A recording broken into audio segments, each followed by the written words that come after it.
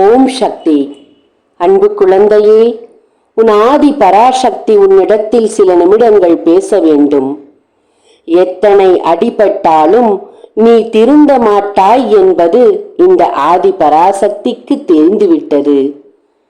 எத்தனையோ வழிகளை சொல்லி இதிலிருந்து தப்பித்துவிடு என்று கூறினாலும் நான் இருளுக்குள் தான் அடைந்திருப்பேன் என்று பிடிவாதம் பிடித்தாய் என்றால் நான் என்ன செய்வேன்? அன்பு குழந்தையே, உன் கை பிடித்து நீ இப்போது இருக்கும் இருளுக்குள் இருந்து உன்னை அழைத்து வர வேண்டும் என்று நான் ஆசைப்பட்டாலும் அந்த ஆசைக்கு நீ இணங்க வேண்டாமா?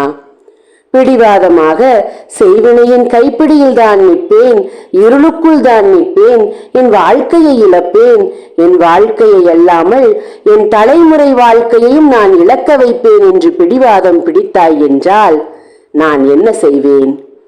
எனக்கு உன் மீது கோபம் வருகிறது. உன்னிடம் பேசக்கூடாது என்று கூடத்தான் நினைக்கிறேன்.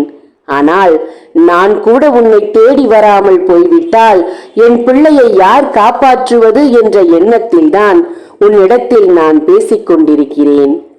இந்த முறையும் என்னை மதிக்காமல் தள்ளிவிட்டு நீ போனாய் என்றால் இதற்கு மேல் உன்னை தேடி வரமாட்டேன். இந்த ஆதி பராசக்தி இறுதியாக ஒரு வாய்ப்பை எடுத்து வந்திருக்கிறேன், இதை பயன்படுத்திக் கொள் என்று சொல்லத்தான் வந்தேன். நான் பாதையில் தள்ளிவிட்டு போய்விடாதே.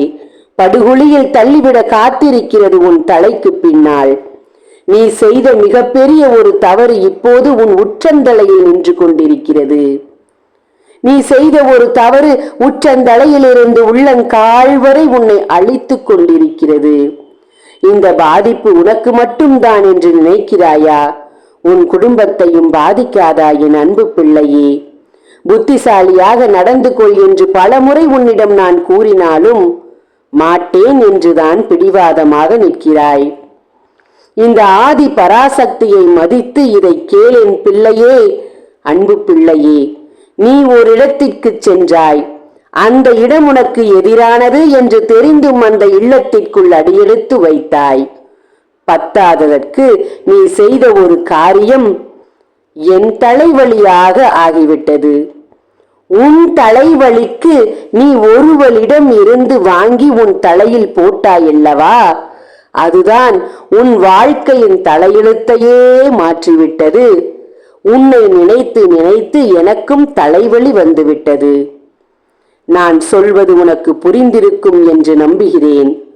உன் உச்சந்தலையில் இருந்து உள்ளங்கால் வரை பரவி இருக்கும் இந்த செய்வினையை இப்போதே அழித்து தீர வேண்டும். இல்லை என்றால் புதை குழியில் உன்னை தள்ளிவிட காத்திருக்கிறது. எல்லாம் சரியாகிவிடும் என்ற நேரத்தில் மீண்டும் நீ செய்த ஒரு தவறால் உன் வாழ்க்கை முழுமையான பாதிப்புக்கு தள்ளிவிட்டது. இப்போதாவது கவனமாக இதை கேள். உனக்காக நான் இப்போது தீர்த்தத்தை தயார் செய்திருக்கிறேன். அந்த தீர்த்தத்தை வாங்கி நான் சொல்வது போல் செய்தால் உன் உச்சந்தலையில் இருந்து உள்ளங்கால் வரை உன்னை சுத்தம் செய்து உன் வீட்டிலும் உன் இல்லத்திலும் உன் உள்ளத்திலும் இருக்கும் செய்வினையை முழுமையாக நான் துரத்தி விடுவேன் என் தங்கமே. இது உன் ஆதி பராசக்தியின் சத்திய வாக்கு. நம்பிக்கையோடு நான் சொல்வதை செய் என் பிள்ளையே. உன்னை காப்பாற்ற இது ஒரு வழியாக இருக்கிறது. இதுதான் வழியாக இருக்கிறது. நம்பிக்கையோடு நீ செய்யும் ஒவ்வொரு காரியத்திலும் நான் உன்னோடு வாழ்ந்து உன்னை காப்பாற்றி குழியில் இருந்து கைப்பிடித்து உன்னை தூக்கி விடுவேன் என்ற நம்பிக்கையோடு இதை செய்.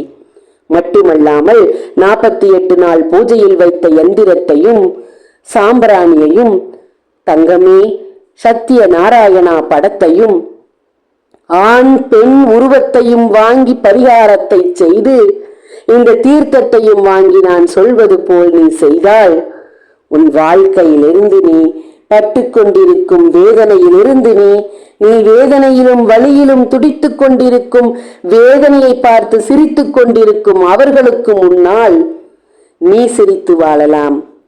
இல்லை, செய்ய மாட்டேன் என்று பிடிவாதமாக நின்று விட்டால் இந்த ஆதி பராசக்தி திரும்ப உன்னை பார்க்க வரமாட்டேன், உன்னிடத்தில் பேச வரமாட்டேன்.